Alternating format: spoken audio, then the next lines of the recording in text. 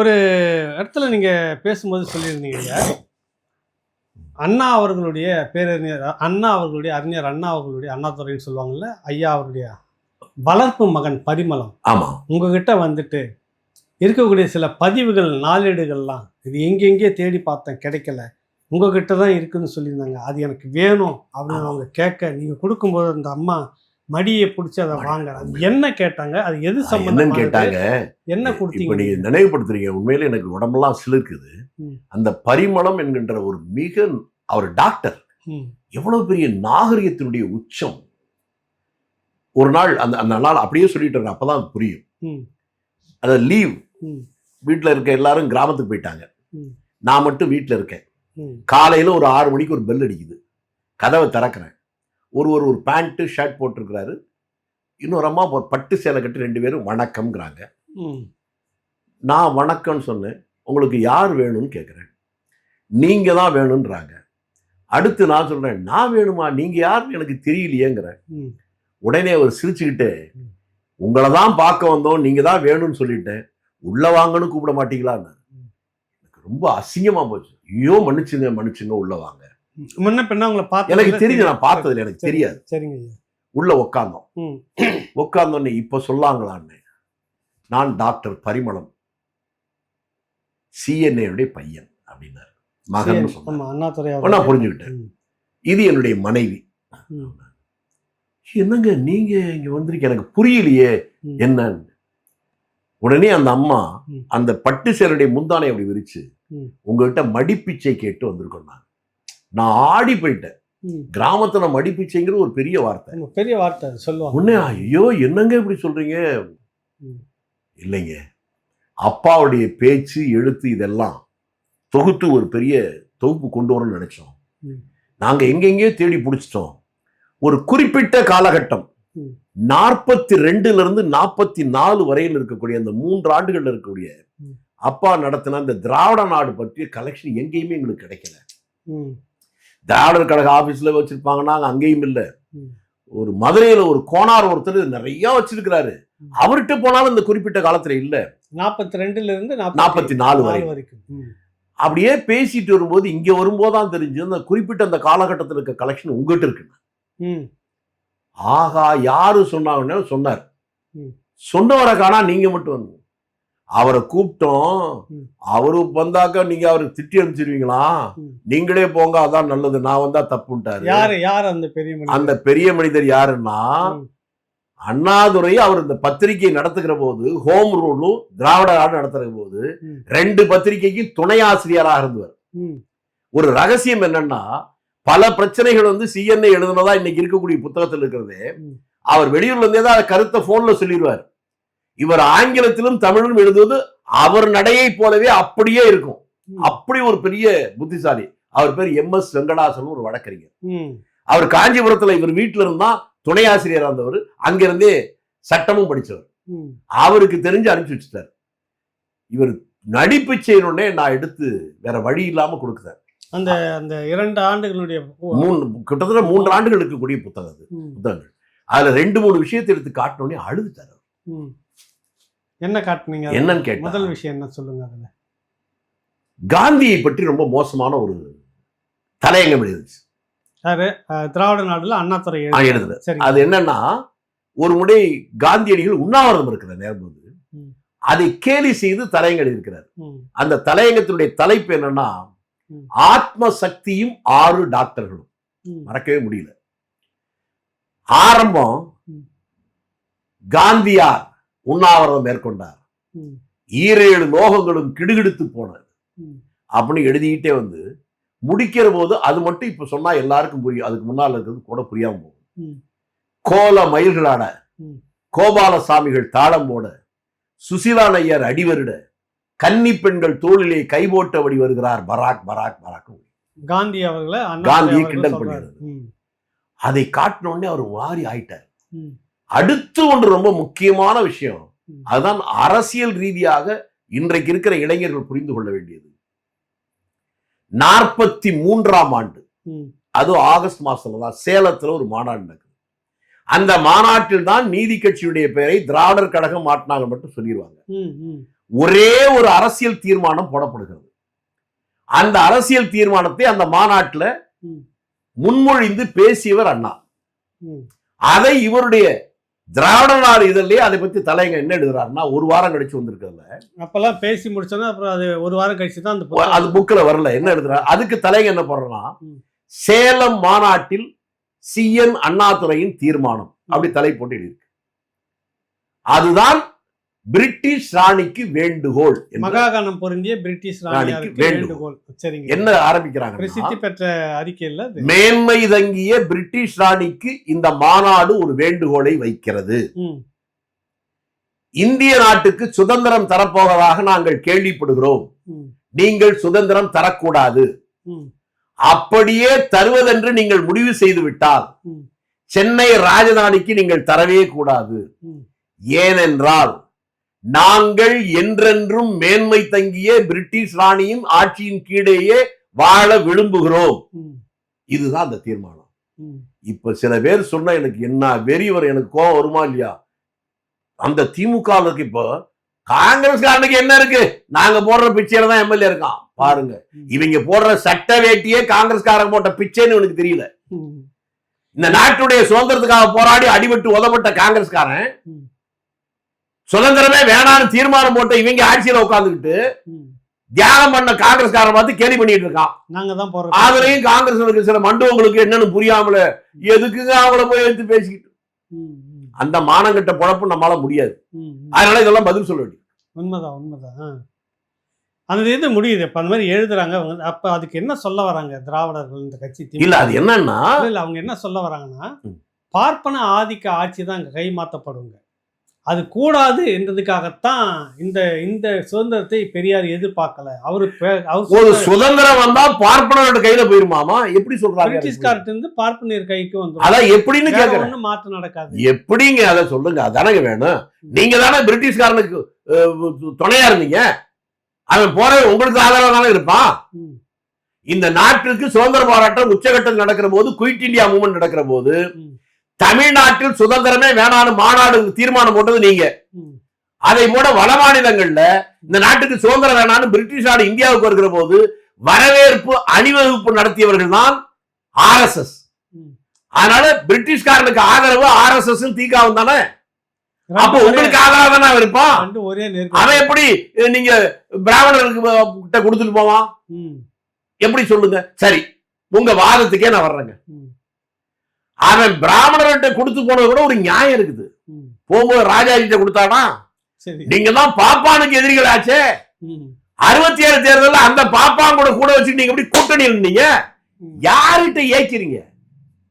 எல்லாம் பைத்தியக்காரனா?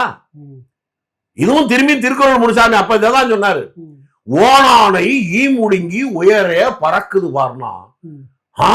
MA படிச்சவர் சொன்னா பொய்யாவா இருக்கும் அப்படின்னு முட்டா பேர்களே நினைச்சிட்டீங்களா? ஓனான ஈ முடுங்கி உயரே பறக்குது. அடுத்து கேட்கிறங்க ஒரு கேள்வி, என்ன இப்ப பார்த்து விஜய் பற்று உங்களுடைய கொள்கை என்ன? நீங்க என்ன உறுதிமொழி மக்களுக்கு கொடுக்குறீங்க சொல்லுங்க.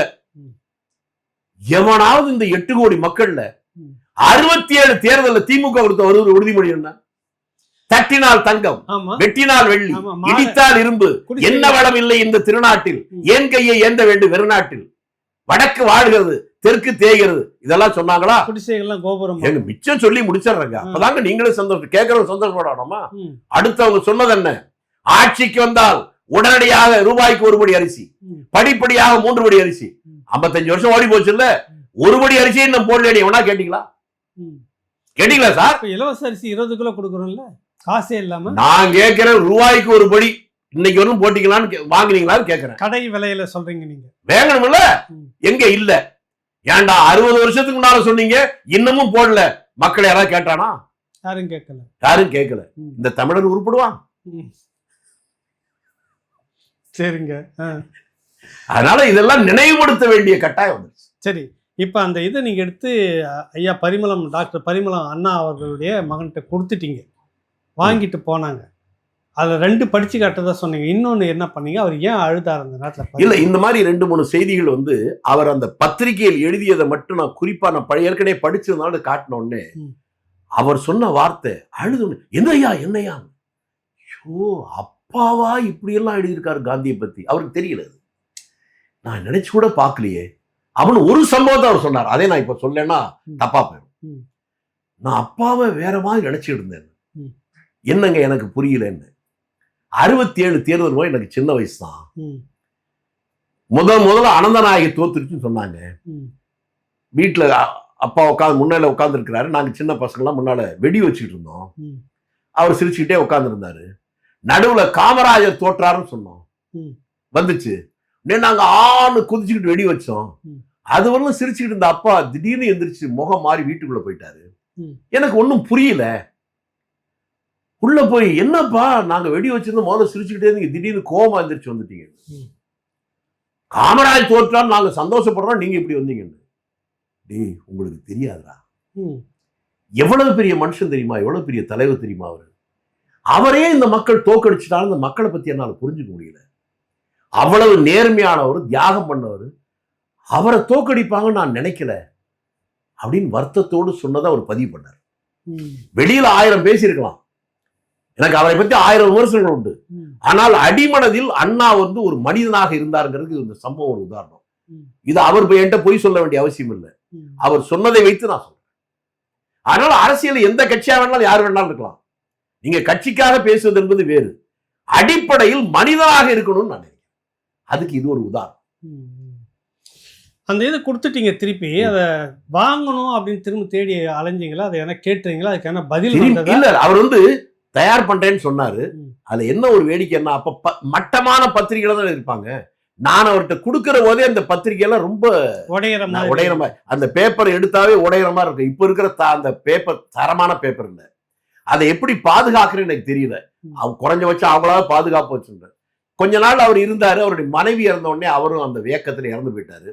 திரும்பி அவங்ககிட்ட போய்கிட்டு பார்த்தா யார்கிட்ட கேட்கறது என்னன்னு தெரியல, யாரிடமும் அது இல்லை, யார்கிட்ட இருக்குன்னு தெரியல, அது முடிவாக வந்ததுன்னு தெரியல.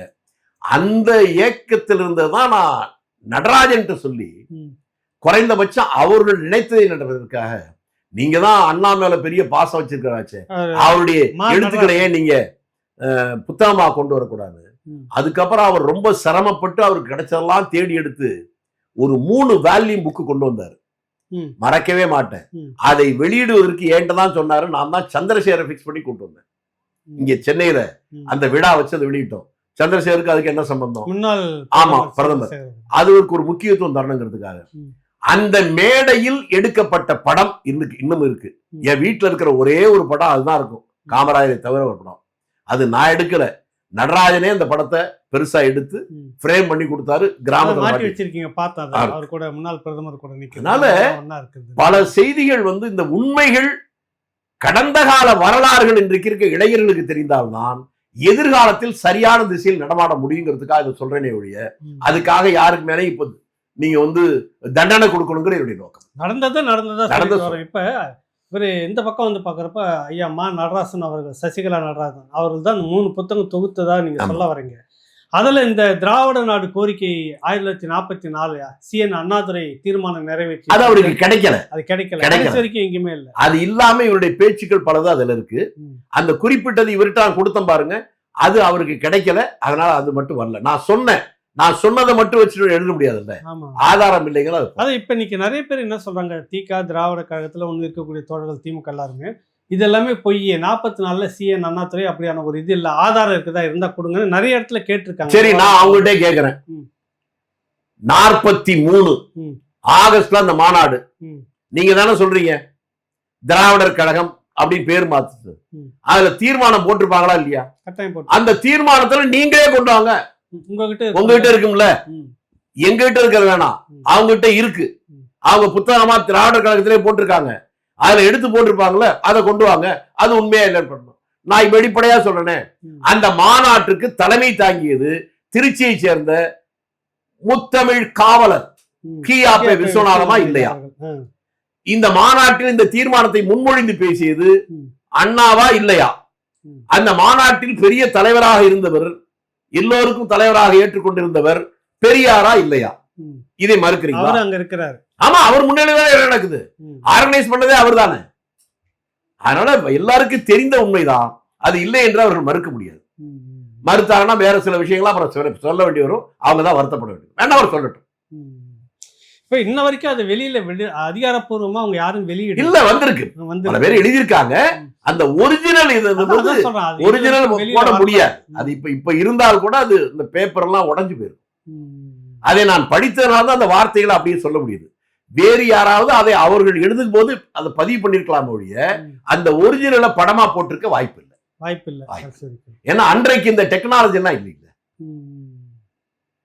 இல்ல, அவர் வாங்கி போன பிற்பாடு ஏதாவது ஒரு முயற்சி அவர் செய்திருப்பார்ல. இல்ல, அதுக்கான முயற்சி எடுத்து கொஞ்ச நாள்ல அவர் இறந்துட்டார். அவங்க குடும்பத்தார்ட்ட யாருன்னா பேசுனீங்களா? இருக்குதா? கேட்டு பார்த்தா எங்க இருக்குன்னு அவங்க கண்டுபிடிச்சு சொல்ல தெரியல அவங்களால.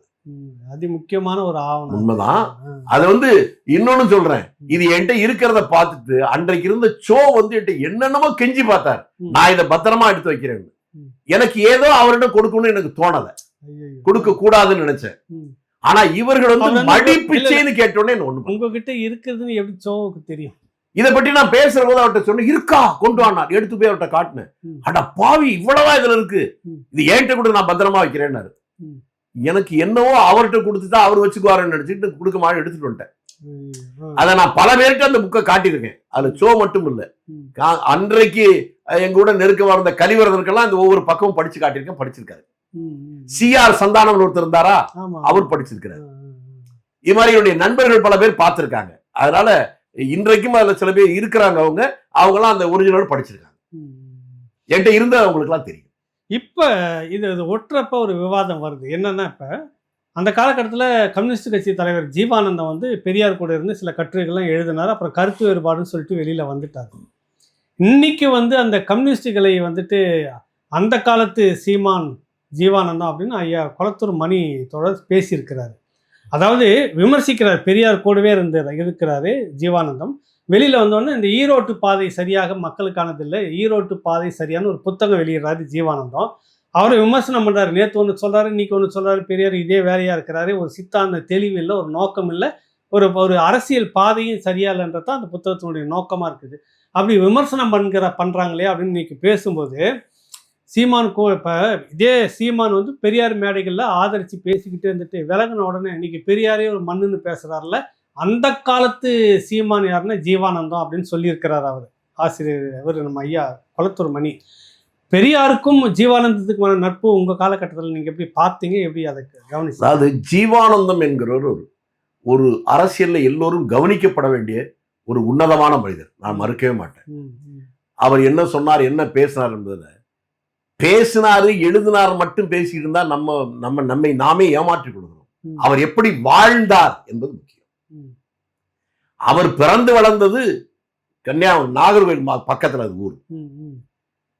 இங்க சென்னைக்கு பக்கத்துல இருக்க தாம்பரத்துல அவர் எம்எல்ஏவா இருந்தார். உங்களுக்கு தெரியுமா?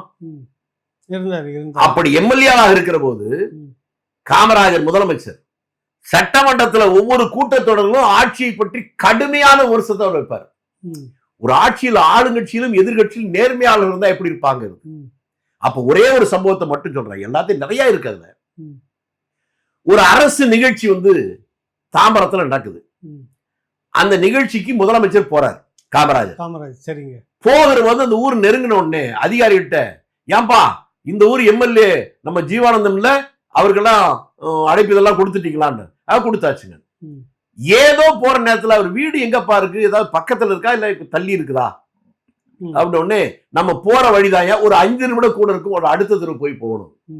அப்ப அவர் வீட்டுக்கு கொடுப்பா, அவரை அழைச்சிட்டு போவோம். இங்க போன உடனே வீடு போற ஒரு குடிசைக்கு முன்னால வண்டி நிறுத்துறாங்க அதிகாரிகள். என்னப்பா குடிசைக்கு முன்னால? இதுதாங்க அவருடைய வீடுன்றாங்க. அப்படியா அப்படின்னு இறங்கி உள்ள போறாரு. உள்ள போனா சிலிருக்குது. அவர் கம்யூனிஸ்டாக இருக்கலாம், பொது வாழ்க்கையில் ஒரு எப்படி இருக்கணுங்கிறதுக்கு ஒரு இலக்கணம். அவர் இடுப்புல ஒரு துண்டை மட்டும் கட்டி நிக்கிறார். இவர் காமராஜர் உள்ள போறாரு முதல் மந்திரி இடத்துக்கு. என்ன காமராஜ், என்ன தேடி வந்திருக்கேன்னு. ஏய், உனக்கு என்ன பைத்தியம் முடிச்சு போச்சா? நிகழ்ச்சி இருக்குல்ல, நேரம் ஆகல, துண்டை கட்டிட்டு நிக்கிறேன். உடனே அவரு சிரிச்சுக்கிட்டு, நீ முதல் மந்திரி மிரட்டினா நான் வேணா பயப்படலாம், நான் துவைச்சு போட்ட வேட்டி சட்டை பயப்படுமா? என்னப்பா சொல்ற? வேட்டி சட்டை துவைச்சு போட்டிருக்க, என்ன காயல, வேற இருக்கிறத ஒரு சட்டை ஒரு வேட்டி தானே.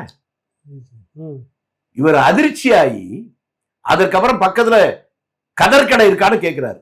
இருக்குன்னு சொன்னோடனே காரணம்ச்சு ஒரு ஜிப்பாவும் வேட்டியும் வாங்கிட்டு வர சொல்லி அதை கட்டிட்டா வந்து தொலைப்பான்னு கூட கூட்டு போறாரு. ஒவ்வொரு நாளும் சட்டமன்றத்துல விமர்சனம் பண்ற ஜீவாவை. மேடைக்கு பக்கத்துல போன உடனே ஜீவா ஏறு அப்படின்னு, நீ முன்னால ஏறு அப்படின்னு அவர் சொன்ன. இல்லப்பா நீ தானப்பா இந்த ஊர் எம்எல்ஏ, நீ ஏறு. நான் எம்எல்ஏ இருக்கலாம், நீ தானே முதல் மந்திரி. இத மக்கள் எல்லாம் பாக்குறாங்க. கடைசியில 2 பேரும் சிரிச்சுக்கிட்டு ஒருத்தர் கை போட்டு 2 பேரும் சேர்ந்து மேடையில ஏறாங்க. ஆனா சட்டமன்றத்துல நேருக்கு நேர விமர்சனம் பண்றாங்க. அரசியல் எப்படி அழகா. அடுத்து நடந்ததையும் சொல்லுகிறேன். இது முடிஞ்சதுக்கு அப்புறம் திரும்பி வீட்டுல இறக்குறாரு முதல் மந்திரி. இறக்கும்போது ஜீவானந்தா ஒரு வீட்டுக்கு ஒரு ஓடு போடக்கூடாது, இப்படி குடிசையில இருக்கீங்க. உன்னை அவரு அந்த வீடே புறம்போக்குல நான் கட்டியிருக்கேன், இதுல ஓட எங்க போடுறது, என்னது புறம்போக்கா, சரி நாளைக்கே அது பட்டா போட்டு கொடுக்குறேன் இவர் சொல்ல. உடனே அவர் சொல்றாரு, இப்பதான் நீ எவ்வளவு பெரிய கிரிமினல்னு தெரியுதுன்னாரு. அட என்னப்பா சொல்ற, பட்டா போட்டு கொடுக்குறக்க இப்படி சொல்றேன். இங்க இருக்கிற 200-300 பேரும் பரமோக்குல தான் இருக்கிறாங்க.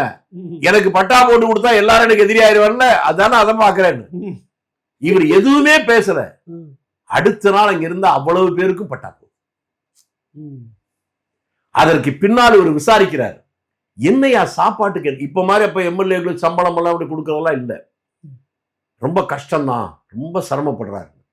அவர் மனைவி அப்ப படிச்சிருந்துச்சு, அதுக்கு ஏதாவது வேலையா போட்டு கொடுக்கலாமான்னு இவர் சொல்லும் போது, அப்புறம் அவரே நம்ம வேலை போட்டு கொடுக்கலாம் ஒத்துக்க மாட்டான், அவன் பெரிய திமுரு பிடிச்சவன், அவனை என்ன பண்றது காமராஜ் சொல்லிட்டு அதுக்கப்புறம் சொல்றாரு, எனக்கு தெரியாத மாதிரி ஒரு காரியம் பண்ணுங்க. அவங்க பக்கத்துல ஒரு ஸ்கூல் இருக்குல்ல, அந்த ஸ்கூல்ல ஒரு டீச்சர் வேகன்சி இருக்குது, போட்டு வேலை வாங்கலான்னு போய் வாங்க, அதான் போட்டா ஏதாவது நடக்குன்னு போய் சொல்லுங்க, நானே அதுக்கு ஏற்பாடு பண்ணி, நீங்க என் பேரை சொல்லாதீங்க. இது தெரியாத மாதிரி ஒருத்தர் போய் சொல்ல. அப்படியா அப்படின்னு அந்த பள்ளிக்கூடத்தில் போய் விசாரிக்கிறார். ஆமா வேகன்சி இருக்கு, ஒரு அப்ளிகேஷன் போடுறாங்க. முதலமைச்சரே மறைமுகமாக சொல்லி அவருடைய மனைவிக்கு அங்க வேலையை போட்டு கொடுக்கிறாரு. அது ஜீவாவுக்கு தெரியாது. அதற்கு அப்புறம் தான் சாப்பாடாவது ஒரு கிடைச்சது.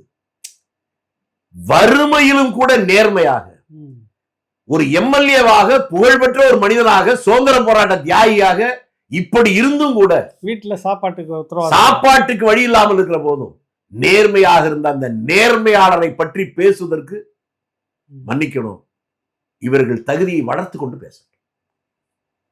தகுதி இல்லைன்றீங்க பேசுறதுக்கு. இவர்கள் அந்த தகுதியை வளர்த்துக்கிட்டு அப்புறம் பேசட்டும்.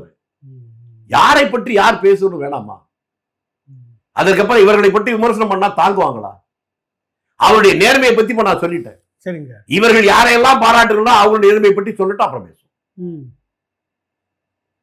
தமிழ்நாட்டுல இந்திய வரலாறுலயே 2 கட்சிக்காரங்க இவ்வளவு கேவலமா ஆபாசமாக பேசிக்கிட்டது, எழுதிக்கிட்டது, அதுக்கு ஆதாரம்லாம் இன்னமும் இருந்தாலும் கூட மக்களுக்கு அது தெரியல, மற்றதை பத்தி பேசிட்டு இருக்காங்க. அண்ணா அவர்களை நினைச்சு சொல்றதுக்கே கூச்சப்படுகின்ற சில வாசங்களை போட்டு, இவருக்கா உங்களுடைய ஓட்டுன்னு ஒரு பெரிய பதாகை வைக்கிறாங்க அவங்க வீட்டு பக்கத்திலேயே. தவறான வச்சது காங்கிரஸ் அல்ல, திராவிடர் கழகம்.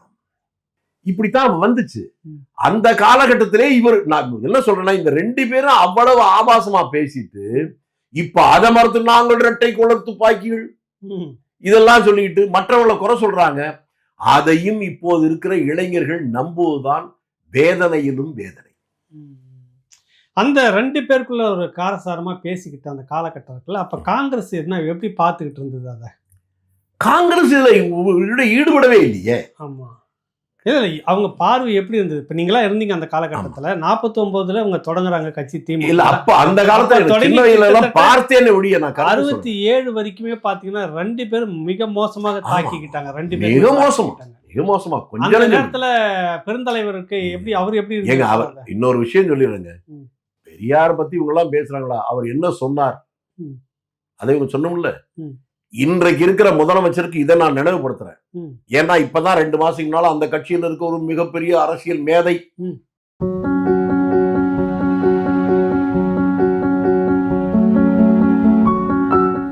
வணக்கம், என் பெயர் doctor R Srinivasan, senior physiotherapist.